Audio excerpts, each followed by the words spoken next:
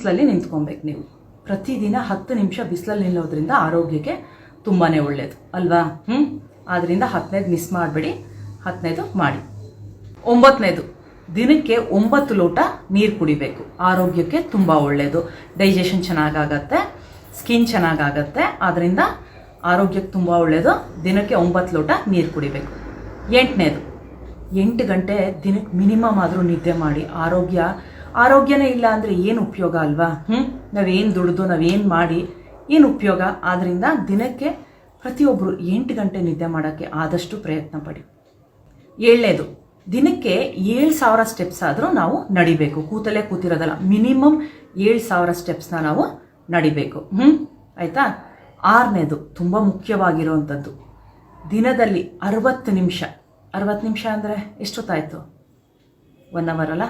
24 ಗಂಟೆಯಲ್ಲಿ 60 ನಿಮಿಷ ನೀವು ನಿಮ್ಮ ಫ್ಯಾಮಿಲಿ ಜೊತೆ ಟೈಮ್ ಸ್ಪೆಂಡ್ ಮಾಡಿ. ಯಾವುದೇ ಥರ ಫೋನು, TV ಏನೂ ಇಲ್ಲದೆ, ಯಾವುದೇ ಥರ ಗ್ಯಾಜೆಟ್ಸ್ ಇಲ್ಲದೇ 60 ನಿಮಿಷ ನಿಮ್ಮ ಫ್ಯಾಮಿಲಿ ಜೊತೆ ನೀವು ಟೈಮ್ ಸ್ಪೆಂಡ್ ಮಾಡೋದ್ರಿಂದ ತುಂಬಾ ಆರೋಗ್ಯಕ್ಕೂ ಒಳ್ಳೆಯದು.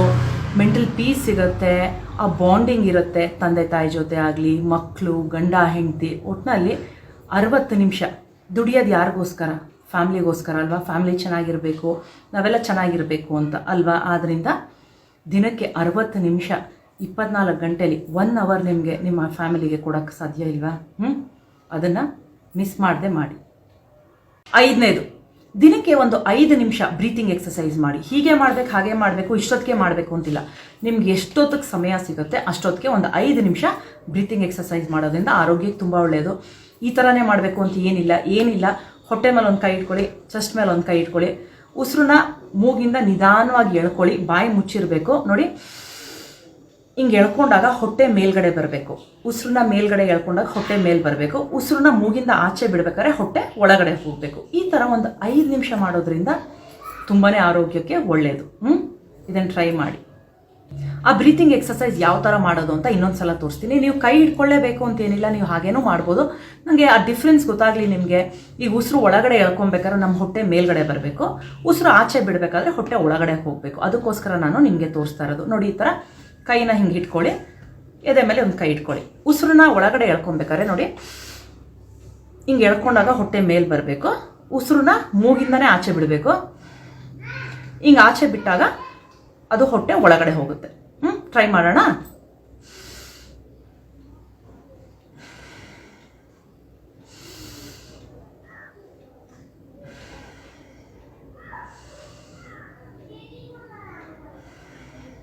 ಈ ಥರ 5 ನಿಮಿಷ ಮಾಡೋದ್ರಿಂದ ಆರೋಗ್ಯಕ್ಕೆ ತುಂಬಾ ಒಳ್ಳೆಯದು. ಟ್ರೈ ಮಾಡಿ.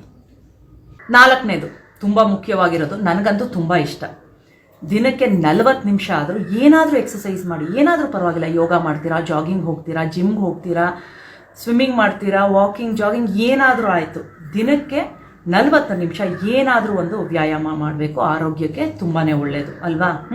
ಇದನ್ನು ಮಿಸ್ ಮಾಡದೆ ಮಾಡಿ. ನಾನಂತೂ ಪ್ರತಿದಿನ 40ರಿಂದ 50 ನಿಮಿಷ ಏನಾದರೂ ಒಂದು ಎಕ್ಸಸೈಸ್ ಮಾಡೇ ಮಾಡ್ತೀನಿ. ನೀವು ಮಾಡ್ತೀರಲ್ಲ? ಮಾಡಿಲ್ಲ ಅಂದರೆ ದಯವಿಟ್ಟು ಸ್ಟಾರ್ಟ್ ಮಾಡ್ಕೊಳ್ಳಿ ಇವತ್ತಿಂದಲೇ, ಆಯಿತಾ? 3ನೇದು, ತುಂಬ ಮುಖ್ಯವಾಗಿರೋಂಥದ್ದು, ದಿನಕ್ಕೆ 3 ಹೊತ್ತು ಊಟ ಮಾಡಬೇಕು. ತುಂಬ ಜನನ ಕೇಳಿದ್ದೀನಿ, ದಿನಕ್ಕೆ 1 ಹೊತ್ತು ತಿನ್ನೋದು ನಾವು, 2 ಹೊತ್ತು ತಿನ್ನೋದು ಅಂತ. ನಿಜವಾಗ್ಲೂ ಆರೋಗ್ಯಕ್ಕೆ ತುಂಬಾ ಕೆಟ್ಟದು.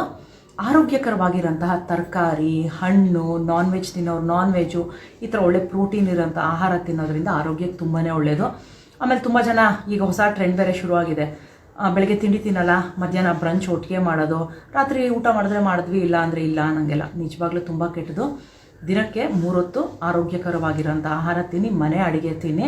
ಹೇಗೆ ತಿನ್ನಬೇಕು ಅಂದರೆ ಬದುಕೋಕ್ಕೋಸ್ಕರ ತಿನ್ನಬೇಕು. ಅದು ಬಿಟ್ಬಿಟ್ಟು ತಿನ್ನೋಕ್ಕೋಸ್ಕರನೇ ಬದುಕಿದ್ದೀವಿ ಅಂದ್ಬಿಟ್ಟು ಆ ಥರ ತಿನ್ನೋದಲ್ಲ. ಆಮೇಲೆ ಮುಖ್ಯವಾಗಿ ಹಾಳು ಮುಳು ತಿನ್ನೋದನ್ನು ಸ್ವಲ್ಪ ಕಮ್ಮಿ ಮಾಡಿ, ಆರೋಗ್ಯಕರವಾಗಿರೋಂಥ ಮನೆ ಅಡುಗೆನ ಊಟ ಮಾಡಿ.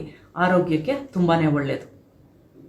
2ನೇದು, ನಿಮ್ಮ ಒತ್ತಡದ ಕೆಲಸದ ಮಧ್ಯ ದಿನದಲ್ಲಿ ಒಂದು 2 ನಿಮಿಷ 2 ಬ್ರೇಕ್ ತಗೊಳ್ಳೋದ್ರಿಂದ ಕೆಲಸನೂ ಚೆನ್ನಾಗಾಗತ್ತೆ, ಸ್ವಲ್ಪ ಮೈಂಡ್ ರಿಲ್ಯಾಕ್ಸ್ ಆಗುತ್ತೆ. ಆದ್ದರಿಂದ ಎಷ್ಟೇ ಒತ್ತಡ ಇರಲಿ, ಕೆಲಸ ಬೆಳಗ್ಗೆಯಿಂದ ಸಾಯಂಕಾಲದವರೆಗೂ ಕೆಲಸ ಮಾಡೋದು ಇದ್ದೇ ಇರುತ್ತಲ್ವ, ಅದ್ರ ಮಧ್ಯ ಒಂದು 2 ಬ್ರೇಕ್